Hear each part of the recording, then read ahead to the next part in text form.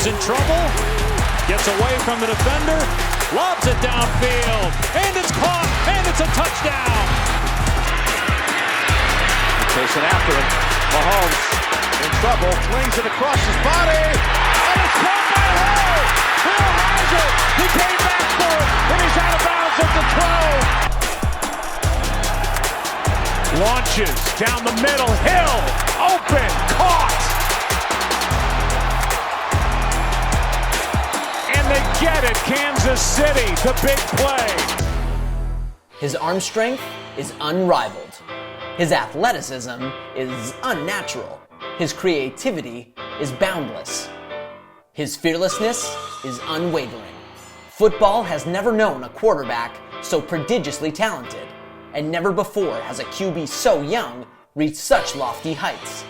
Before turning 25, he was an MVP and a Super Bowl champion, with the largest contract in the history of North American pro sports. Less than a half decade after getting drafted, it's already a foregone conclusion that he's going to cement himself as one of the greatest quarterbacks ever to play the game. The only question is, how soon?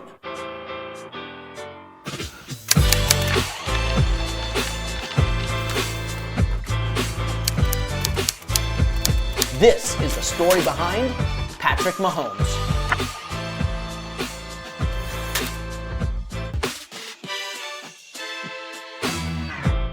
Patrick Mahomes was born September 17, 1995 in Tyler, Texas, and came into the world blessed with a wealth of genetic gifts.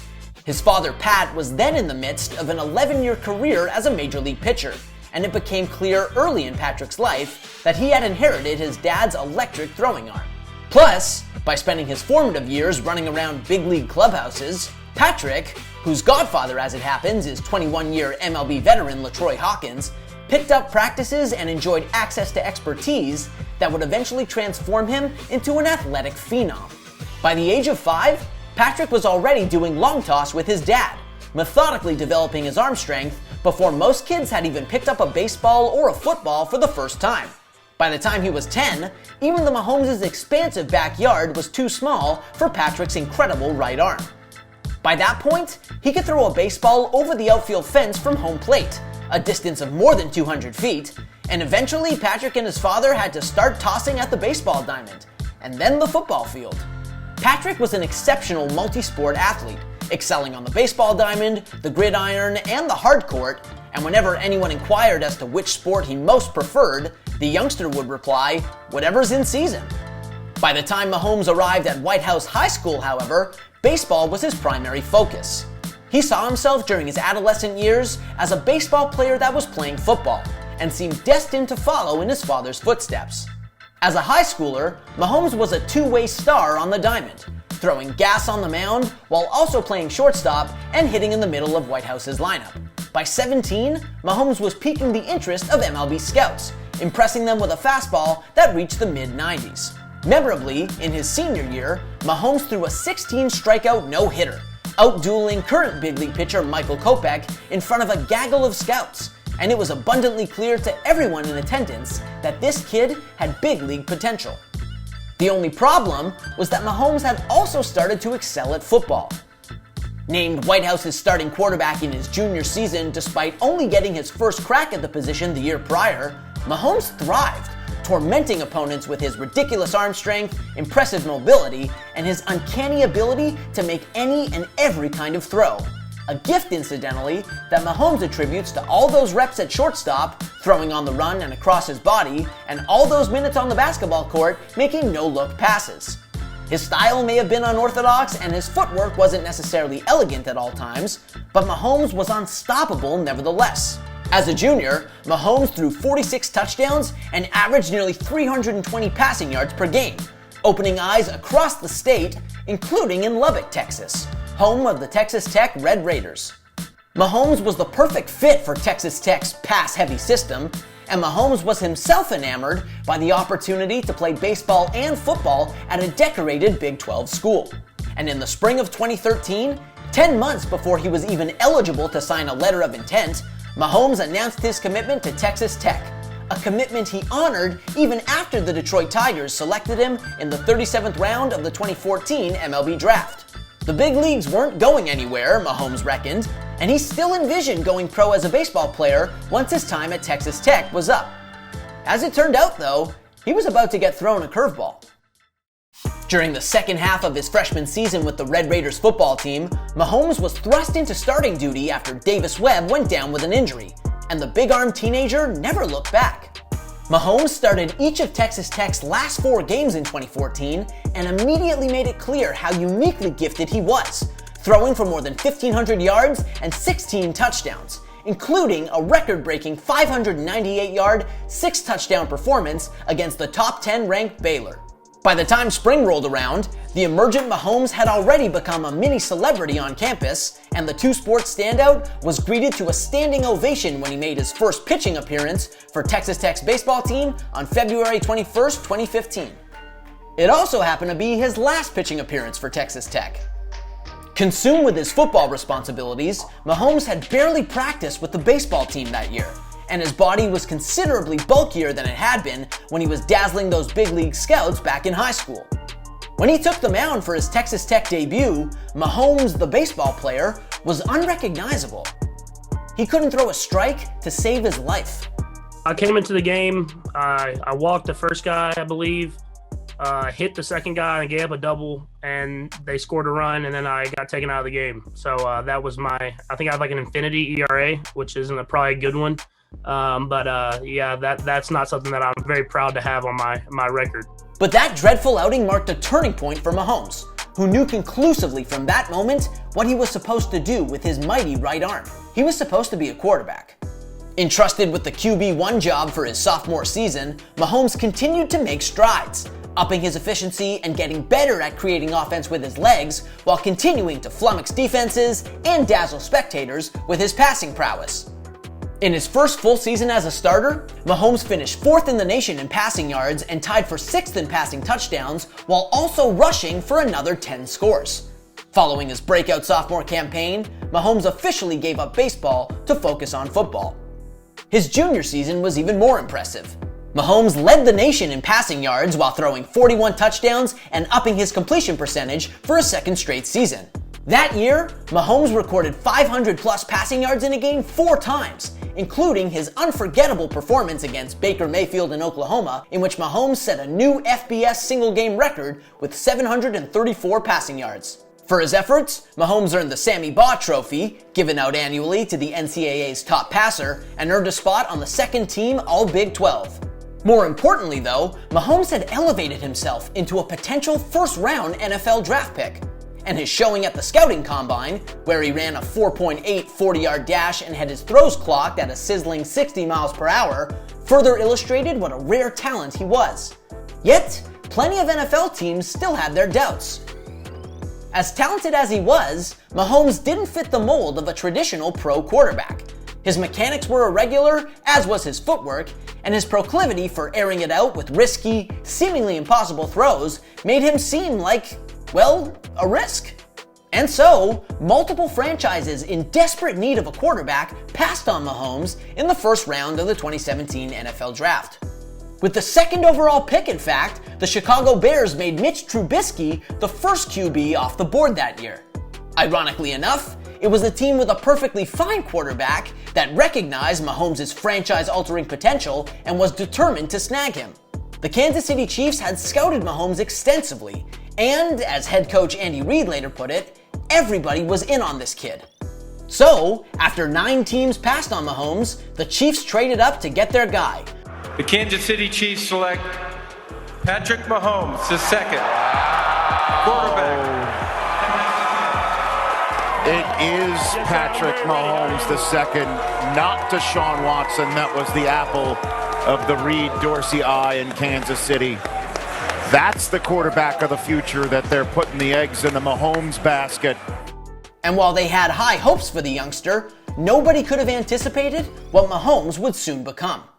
As a rookie, Mahomes served as backup to Alex Smith, the veteran QB who had guided Kansas City to 12 wins and a division title the season prior. As it happens, Smith was even better in 2017, leading the NFL in QB rating, and so Mahomes spent most of his inaugural season holding a clipboard and wowing his teammates with his ungodly arm strength that made his pregame warm-ups must-see TV. It wasn't until Week 17, after the Chiefs had clinched a playoff spot, that Mahomes got his first taste of NFL action, making his long-awaited debut on December 31st, 2017 against the Denver Broncos. And while the stakes were relatively low, his debut was nevertheless momentous, marking the first time in nearly 4 decades that the Chiefs had started a rookie at quarterback. It was an auspicious debut too. Fittingly, his first NFL completion on his first NFL drive went for 51 yards. And Mahomes kept rolling from there, throwing for 284 yards on 63% passing to lead Kansas City to a 27-24 victory. He didn't exactly light the world on fire, but Mahomes' performance, coupled with another early postseason exit, effectively kick-started a new era in Kansas City. After the Chiefs were eliminated in the wildcard round, Kansas City traded Smith to Washington and put the franchise in Mahomes' hands. It was showtime.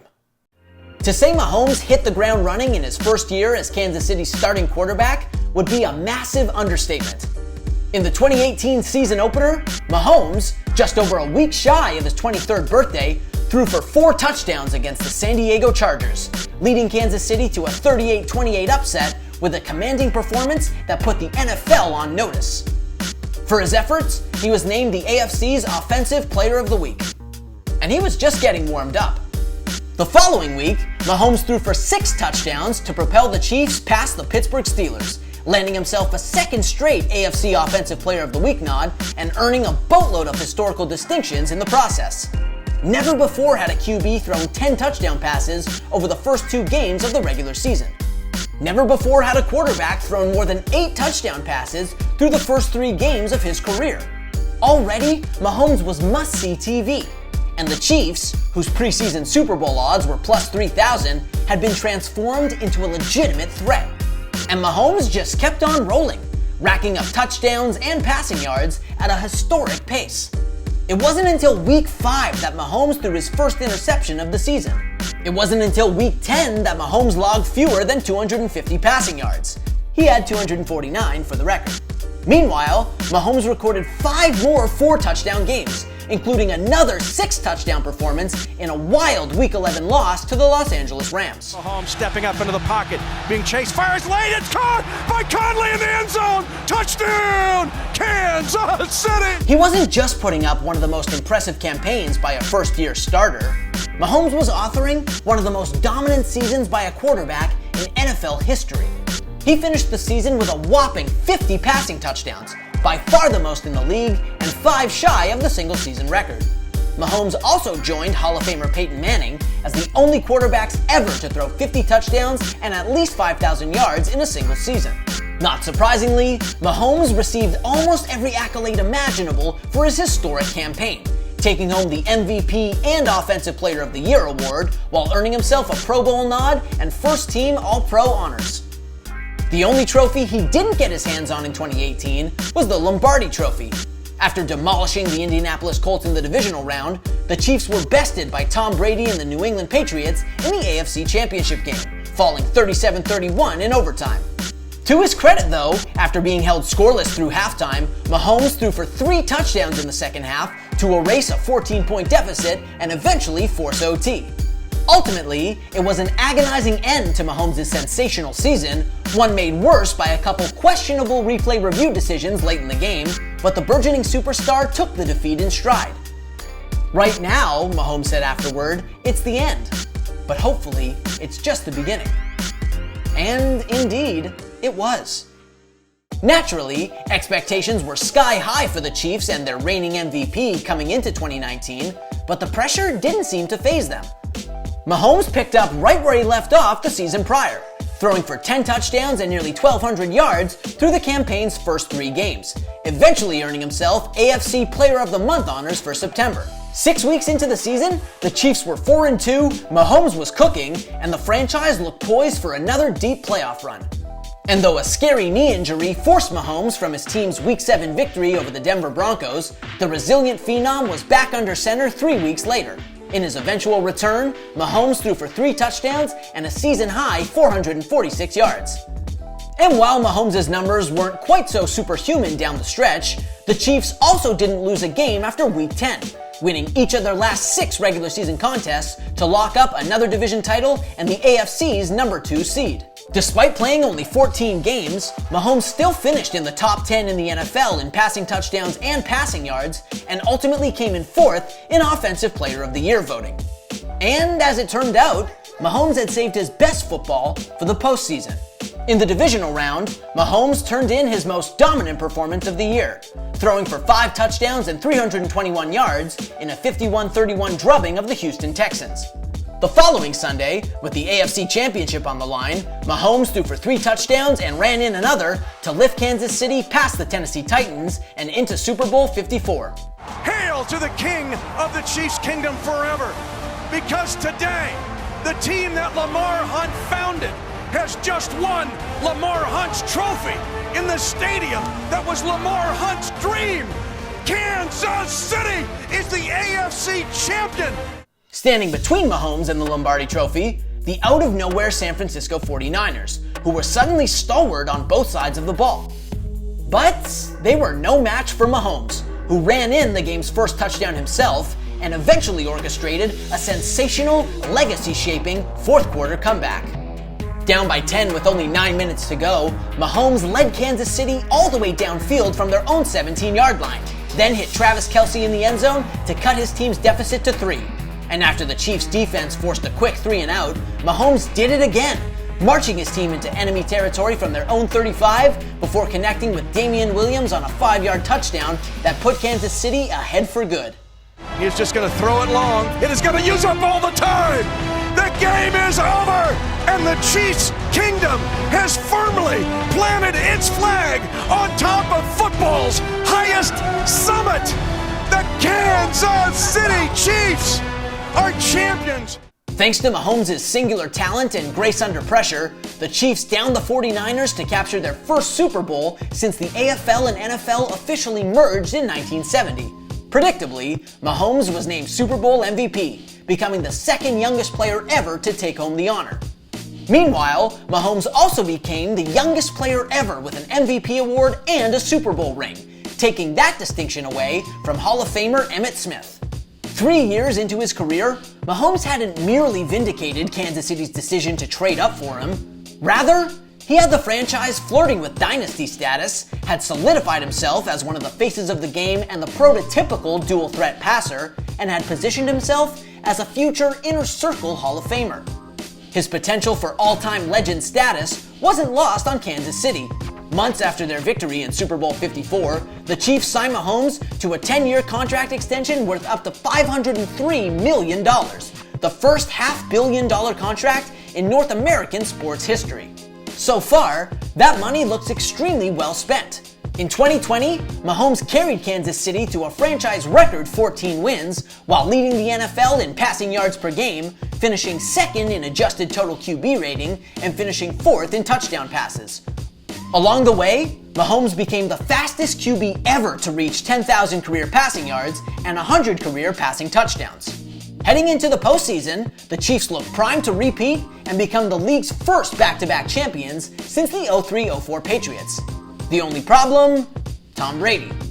The Chiefs breezed through their first 2 playoff games, capturing a second straight AFC championship thanks to more playoff brilliance from Mahomes, but their bid for a second straight ring would have to go through Brady and the revamped Tampa Bay Buccaneers. In squaring off against Brady in Super Bowl 55, Mahomes not only had a chance to exact some revenge for the 2018 AFC Championship game, but was given a golden opportunity to establish himself unequivocally as the game's top quarterback and a potential threat to Brady's GOAT status. Once again, though, Brady outclassed Mahomes. Vying for his 7th Super Bowl ring, the 43-year-old dismantled Kansas City's secondary, throwing for 3 touchdowns on 72% passing to lead the Bucs to a 31-9 victory. Meanwhile, Mahomes looked genuinely out of sorts against Tampa's defense, failing to score a touchdown for the first time in his pro career. The defeat also marked the first time in Mahomes' tenure that the Chiefs lost by double-digit points. For the first time in his career, Mahomes looked human. He promptly went back to work, though, to remind everyone that he's not. In 2021, Mahomes dazzled yet again, finishing in the top 5 in the NFL in passing yards and passing touchdowns to propel the Chiefs to another division title. En route, he became the fastest QB to 15,000 career yards and the second fastest to 150 career passing touchdowns. In what was easily his worst season, Mahomes still dominated and earned a trip to the Pro Bowl. And as the playoffs unfolded, the Chiefs looked like a Super Bowl favorite once again. Mahomes threw for 5 touchdowns in a first-round romp with the Steelers. They roll to the right side. They throw a big man touchdown! Big man touchdown! Allegretti! Nick Allegretti with the touchdown reception. And it gives Patrick Mahomes an all-time National Football League record with postseason touchdowns in his first 5 seasons as Allegretti spikes the ball. Then pushed his team into the AFC Championship game with a thrilling OT victory over the Bills in what was unquestionably the game of the year. Mahomes looks to throw it. Pump faking right side. He wants it. And it's caught by Kelsey. Touchdown! Kansas City! Yet, the Chiefs' championship bid ultimately came up short for a second straight year. Despite coming in as 7-point favorites against the unlikely Cincinnati Bengals in the AFC Championship game, the Chiefs frittered away an 18-point lead before losing in overtime. In an uncharacteristic performance, Mahomes threw 2 interceptions in the loss, and the crestfallen QB naturally put the blame on himself after the game. But I got to be better. When you're up 21-3 at one point in the game, you can't lose it. And I put that on myself. But once the initial hurt subsided, Mahomes took to Twitter to express his optimism about the future. And why shouldn't he be optimistic? He's Patrick Mahomes. No quarterback in the history of the game owns a higher passer rating. No quarterback in the history of the game averaged more passing yards per contest. And no quarterback in the history of the game has ever been so accomplished so young. He's already a legend. And he's only just getting started. Thanks for watching. If you like this video and want to see more content like this, hit that subscribe button.